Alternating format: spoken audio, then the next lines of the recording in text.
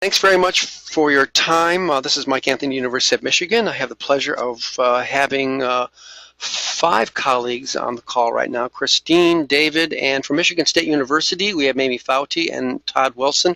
We're looking at athletic and recreation standards. We were dealing recently with NOCSE standards, and specifically now we're going to be looking at ASTM's constellation of consensus documents that deal with synthetic turf standards. There's a meeting that is occurring in very shortly.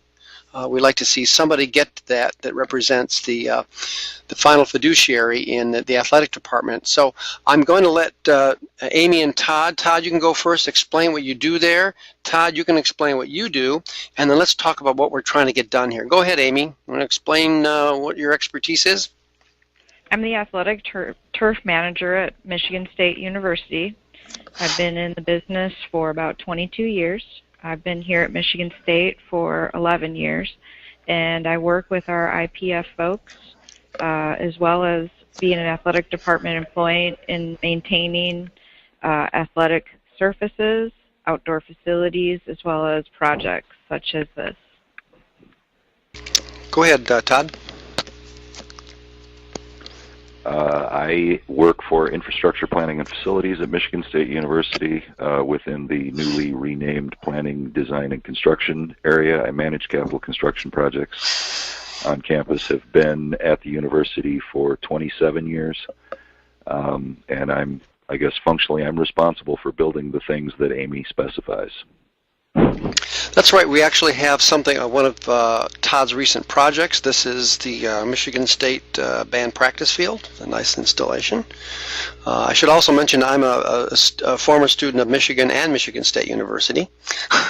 So this teleconference comes at a time when there's a rather marquee event. I think was certainly broadcast all over the country, if not the world. A rather dramatic ending, but we've been having a lot of fun with that. I should also let others know that we also are collaborating with NOCSE. Here at Standards Michigan, we deal with dozens of standards per day, frankly. And this one during football season it's an important issue that comes up, and so what I'd like to do is let Amy to say what she knows of the standard. Ultimately, I would like to see a heavier presence of the final fiduciary at this meeting. It may well be that we can only be involved at this level, but we believe that an ongoing and enduring relationship between colleges and universities and the manufacturers of synthetic turf standards is important. Athletic enterprises are a very marquee issue. In many cases, the football coach has more say over what happens in the university than a college president. They'll often be the first to joke about that. So we can't ignore the fact that athletic enterprises have this effect of securing the brand of many colleges and universities. And certainly safety is high up there, but also economy. So Amy, you were speaking a little earlier about some of your thoughts on how this technology has developed over your career. Do you want to say a little bit, give a little color to that statement? Yeah, absolutely. I've seen probably 4 generations of infill turf from the late 90s through today in 2015. I think improvements have been made overall, but I still would like to see more research done in terms of rotational friction, surface hardness testing, the equipment that the athletes, safety equipment that the athletes are using in conjunction with the surfaces themselves. I think we need to look at it less from a turf standpoint and more from an interaction standpoint for the safety of the student athletes and athletes that use these surfaces. Here at Michigan State, we have done some of that research and typically do not go with recommended turf or blends that the companies would recommend. We've gone with our own set of standards, and we've had 3 artificial turf companies put turf in using our set of standards. So essentially, they're all the same make and model of field. Okay. Todd, do you want to explain a little bit more about your point of view and any comments on what Amy had said? Well, Amy is clearly the expert on the materials and how it performs. I'm more prepared to address issues with the installation of the field than some of the infrastructure required to manage them. I don't know if that's necessarily applicable at this moment in the discussion, but... Mm-hmm. Okay, fair enough.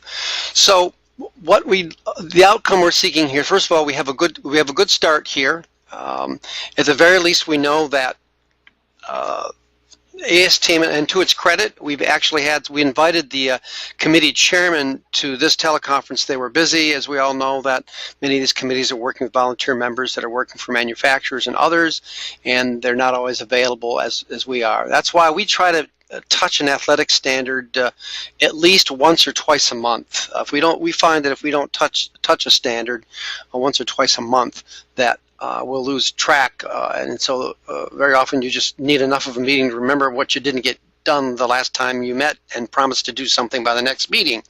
So that's why we'd like to keep this one on a warm standby, and I think going forward on this one, there'll be a series of emails, certainly from me, and some outreach to others here at the University of Michigan and elsewhere about how we can advance the interest. It sounds to me like Amy's already got some ideas that may need strengthening, possibly at the meetings. I should also, to be fair, Amy, you did identify somebody at the University of Tennessee. That's fair. They seem to be a leading name. What's the gentleman's name? John Sorokin is an associate professor for natural fields as well as artificial fields, and I think if he has an interest or availability, that he should be included in this discussion. Okay. All right. So what we'll do after this is we'll connect. Christine will be doing some follow-up communications and try to pull people together.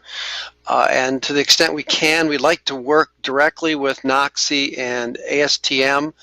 Obviously, NCAA, just so people know, NCAA doesn't do this. They do lighting and other things. At some point, I will identify on one of our issues what NCAA actually does. At the moment, they're more concerned about lighting standards for television revenue. So they don't get into the safety part. They get in the academic part. I actually have my oldest daughter is actually on the University of Michigan crew team, so I'm aware of the culture, the athletic family of every college and universities, and they're generally all of those coaches there are very interested in the safety. But of course, we want safety and economy. And that's usually a tougher sell, something that has to occur over time. So that's about all we have time for on this. Before I have to bring this to a close, we'll try to set something up sometime in mid-November, and hopefully, where is this? This is in Florida.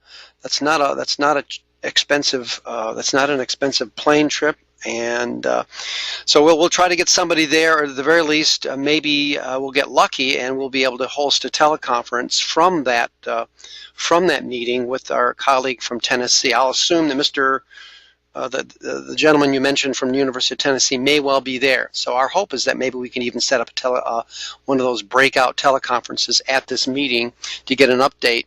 And of course, getting some of Amy's ideas on the table and getting the manufacturers to change their product design that we can afford.